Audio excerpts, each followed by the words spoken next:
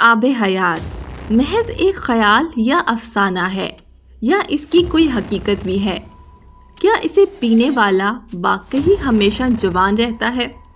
آب حیات اصل میں کہاں واقع ہے اور ایک ایسا چشمہ جس کا پانی پینے کی خواہش ماضی کے ہر حکمران اور بادشاہ کو تھی، وہ کون سی ہستی ہے جنہوں نے آب حیات پیا ہے؟ موت ایک نہ جھٹلائی جانے والی حقیقت ہے، لیکن زمانے قدیم سے ہی محققین اور سیاحوں کا اس بات پر پختہ اور اٹل یقین تھا کہ زمین پر ایسا کنواں یا چشمہ موجود ہے جس کے پانی میں نہ صرف ہر بیماری کا علاج ہے بلکہ اس کے پانی میں انسانی جسم کو سدا جوان رکھنے اور امر بنانے کی قوت موجود ہے۔ قدیم زمانے کی بہت سی کتابوں، کہانیوں، قصوں میں ہمیں آب حیات یا واٹر آف لائف کا ذکر ملتا ہے۔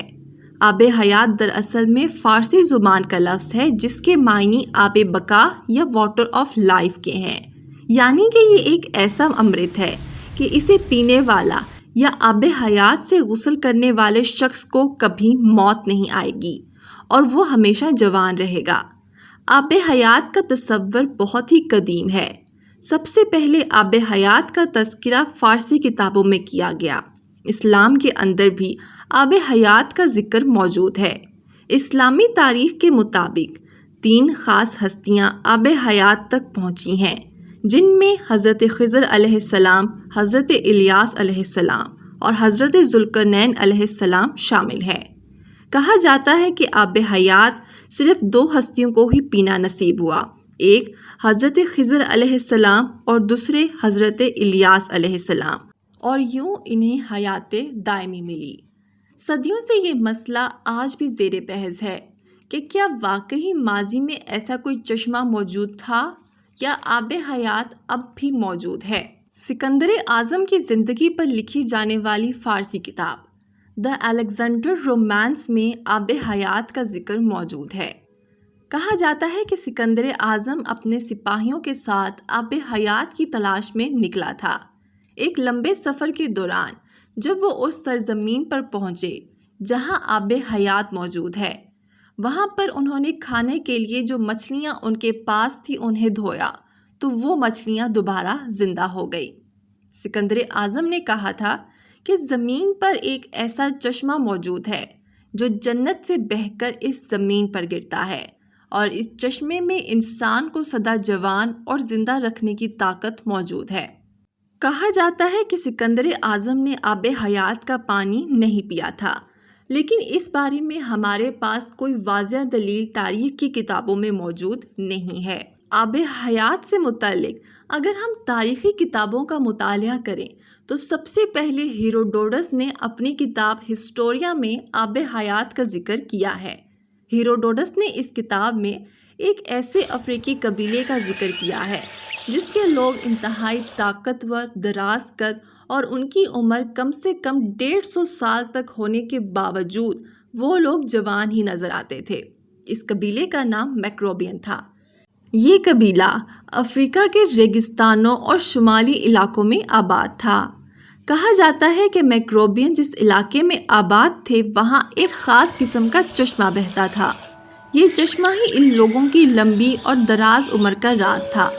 جب یونان کے بادشاہ اس زمین پر پہنچا تو میکروبینز نے اسے وہ چشمہ دکھایا جس میں نہانے کے بعد وہ بادشاہ انتہائی حسین ہو گیا اور اس کے جسم سے ایک الگ طرح کی ہی خوشبو آنے لگی۔ شاید میکروبینز کی لمبی دراز عمر کا راز اس چشمے کے پانی کا کثرت سے استعمال تھا۔ عیسائی مذہب میں بھی آب حیات کا ذکر موجود ہے۔ انجیل کی کتاب یوحنا کے مطابق اس نے مجھے بلور کی طرح چمکتا ہوا آب حیات کا چشمہ دکھایا ہے جو خدا کے تخت سے نکل کر زمین کے درمیان میں بہتا ہے۔ اس چشمے کے پاس زندگی کا درخت ہے۔ اس کتاب کے مطابق آب حیات میں ہر مرض کے لیے علاج موجود ہے۔ اگر ہم اپنے مذہب اسلام کی بات کریں تو آب حیات کا ذکر بہت سی اسلامی کتابوں میں بھی موجود ہے۔ اس کے متعلق بہت سی روایات بھی موجود ہیں۔ آب حیات سے متعلق امام زین العابدین نے وضاحت کے ساتھ ایک قصہ بیان کیا ہے۔ حضرت ذوالقرنین جو کہ ایک بادشاہ اور ایک انتہائی نیک بندے تھے۔ فرشتوں میں سے ایک فرشتہ رافائیل آپ کا دوست تھا اور آپ سے ملاقات کرتا تھا۔ حضرت ذوالقرنین نے رافائیل سے آسمانوں پر فرشتوں کی عبادت سے متعلق دریافت کیا۔ رافائیل نے روتے ہوئے کہا کہ آسمان میں ایسے فرشتے ہیں جو ہر وقت حالت قیام میں رہتے ہیں، یعنی کہ وہ کبھی بیٹھتے نہیں، اور کچھ فرشتے سجدے کی حالت میں رہتے ہیں، یعنی کہ وہ کبھی اپنا سر نہیں اٹھاتے۔ حضرت ذوالقرنین نے اپنی خواہش کا اظہار کیا اور کہا کہ میں لمبی عمر پانا چاہتا ہوں اور اس لمبی عمر کو اللہ کی اطاعت میں مصروف رکھنا چاہتا ہوں۔ اس پر رافائیل نے کہا کہ اللہ نے آب حیات یا آب بقا کے نام سے ایک چشمہ پیدا کیا ہے، جس نے بھی اس چشمے کا پانی پیا اسے کبھی موت نہ آئے گی، یہاں تک کہ وہ خود اللہ سے اپنی موت نہ مانگے۔ رافائیل نے کہا میں یہ تو نہیں جانتا کہ یہ چشمہ کہاں ہے، لیکن وہ چشمہ ایک ایسی وادی میں ہے جہاں کبھی نہ کسی انسان اور نہ ہی کبھی کسی جن کا گزر ہوا ہے۔ چنانچہ ذوالقرنین نے اس وقت کے مشہور علماء سے آب حیات کے متعلق دریافت کیا۔ ایک عالم نے کہا کہ اس نے آدم علیہ السلام کی وصیت میں اس بارے میں پڑھا ہے اور یہ بھی سنا ہے کہ سام بن نوح کی اولادوں میں سے ایک شخص یہ پانی پیے گا۔